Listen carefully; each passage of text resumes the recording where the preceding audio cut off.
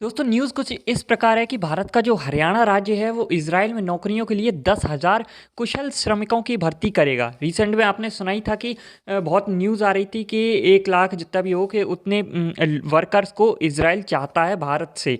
तो हो सकता है कि हर एक राज्य अपने यहाँ से थोड़े थोड़े मजदूर भेजे। और ये हो क्यों रहा है, तो ये इसलिए हो रहा है क्योंकि जो इजराइल में फ़िलिस्तीनी वर्कर्स काम करते थे, वो जानते हो तेरा मेरा रिश्ता क्या वाला वहाँ पर ड्रामा चल रहा था, तो इससे निपटने के लिए ही इज़राइल ने ये किया है। और एक और चीज़ है कि वहाँ पर अभी आर्मी की ज़रूरत है और उनके यहाँ हर एक बंदा आर्मी वाला होता है, इसीलिए वो सब तो लड़ने में लगे हुए हैं, तो काम कौन करेगा देश में।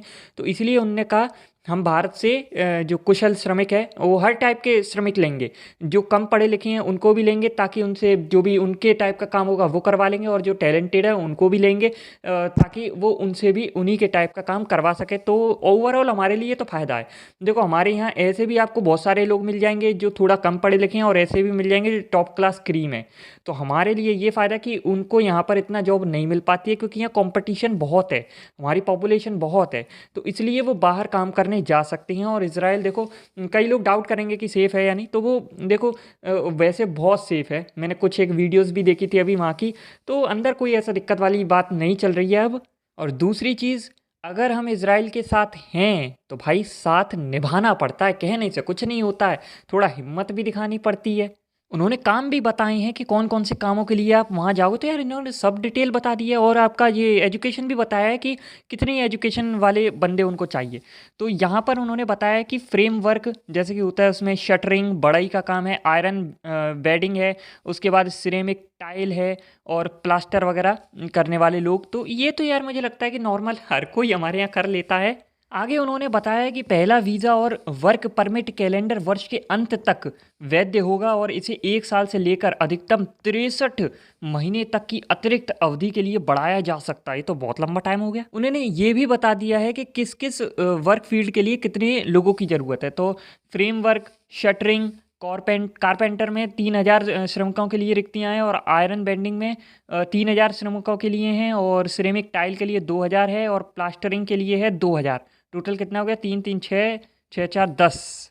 अब अगर एजुकेशन की बात करें तो इन सभी नौकरी भूमिकाओं के लिए न्यूनतम जो शैक्षणिक क्षमता है वो 10वीं कक्षा उत्तीर्ण होना चाहिए। ये तो ऑलमोस्ट सभी होगा यार। और न्यूनतम 3 साल का कार्य अनुभव आवश्यक है। बिल्कुल, ये थोड़ी सी वैसी चीज़ है, क्योंकि हर एक को काम का अनुभव नहीं होता। तो जो भाई काम करना जानते हैं, अनुभव है, तो वो लोग जा सकते हैं। और जो एज बताई है वो कम से कम है 25 वर्ष, अधिकतम है 54। तो एज का तो कोई मैटर ही नहीं है भैया, 54 साल तक तो यहाँ काम ही करने लग जाएगा, फिर कोई जाएगा भी नहीं। तो एज का कोई चक्कर नहीं है। और जो पैसा बताया है वो है सभी कर्मचारियों को लगभग $1,664, समझ रहे हो?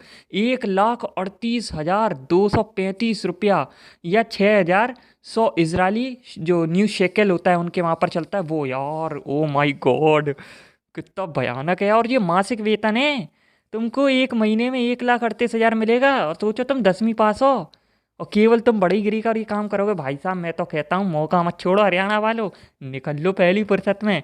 और जो बाकी राज्य है ना, वहाँ पर भी मुझे लगता है ऐसा कुछ प्रावधान जरूर से किया जाएगा कुछ टाइम बाद, क्योंकि केवल 10,000 थोड़ी ना चाहिए उनको, 1 लाख तो मिनिमम चाहिए ही चाहिए।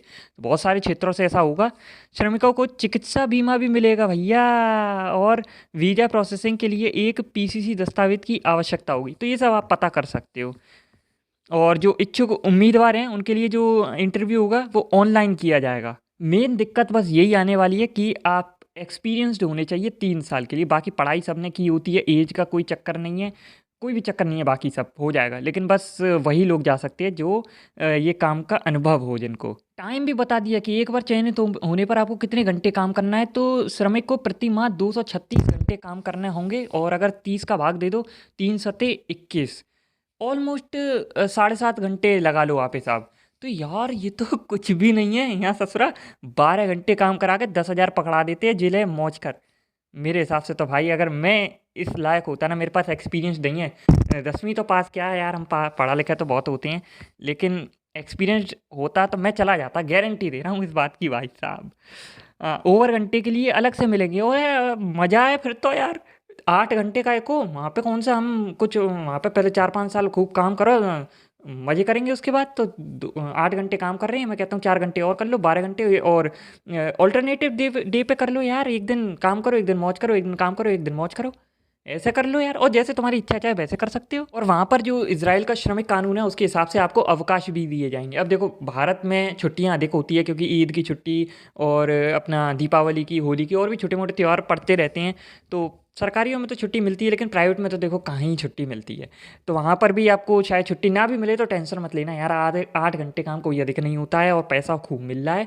और दूसरी बात ये है कि पता नहीं संडे की छुट्टी दी जा रही है कि नहीं, ये पता करना पड़ेगा आपको वहीं। हाँ, इसमें एक चीज़ है कि नोटिस में लिखा है कि जो आपका रहने का किराया होगा और चिकित्सा बीमा का, वो आपके पैसों में से ही काटा जाएगा। तो काट ले ससुरा यार, 1,38,000 दे रहे हैं, वहाँ में से अगर 38,000 भी काट लिए तो कहाँ जा रहा है यार। 1 लाख सोचा नहीं आपने कितना होता है यार, 1 लाख मिल रहा है। ये भी बताया है, देखो यहाँ पर जो इनका वॉर चल रहा है इसके कारण 90,000 फिलिस्तीनियों के वर्क परमिट रद्द किए गए हैं, यानी कि ऑलमोस्ट 1 लाख तो वो बुलाएंगे भारत से। हाँ तो भैया, पहली बात तो कोई हरियाणा से है कि नहीं पता नहीं, मेरे चैनल पे आएगा। और वैसे अगर आप होते तो मुझे बताना स्कीम कैसी लगी, मैं तो कहूँगा 100% मस्त है स्कीम यार।